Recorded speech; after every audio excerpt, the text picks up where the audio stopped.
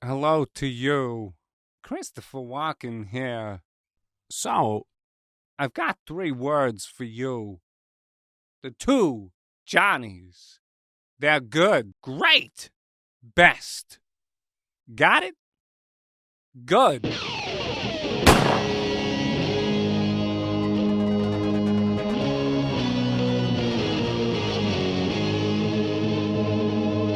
I had a great woodwork teacher, probably just out of college. He was young enough, like. He came in, he was like, this woodwork room is shit, like, you know. But I say one day he was thinking about giving up teaching. We were in doing a theory class, and he'd spent around 6 weeks explaining, like, coniferous trees, deciduous trees. Eventually, anyway, we're getting to the end of this, and he says to the girl in our class, Sarah, okay, one type of tree is coniferous. What is the other type?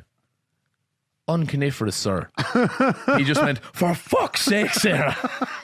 I've never seen a man as broken. We had a teacher just hanging on there. He was nearly retired. And he had a shtick.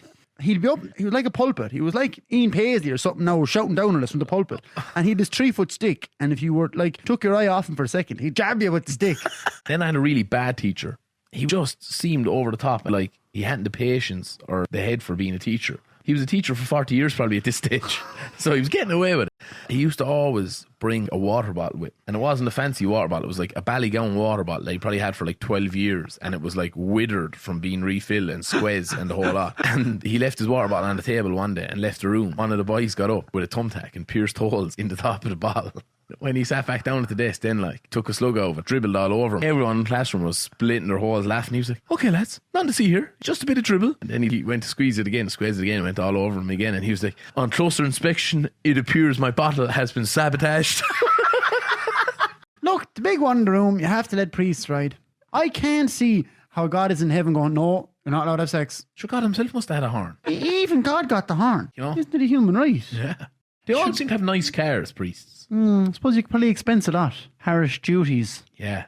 They must have some cash then. It's cash business, yeah. Which is all the one they don't pay tax. You go and rob a priest. Oh, yeah. It wouldn't be some crack if priests were allowed to marry, like, no. Going to coppers there, there'd be a couple of lads jumping around, you know, with collars on, hopping around the Spice Girls. I wonder would they be like the garages flashing their badge when they get into coppers from on. Priest. No bother, right?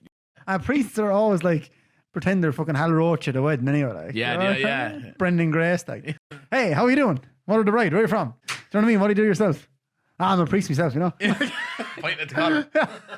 I want a priest to be wearing a full O'Neill's tracksuit, pants and jacket and all. Oh, you want like a built-in collar. He's probably the coolest priest around. Class. Yeah, bring back the priesthood, lads.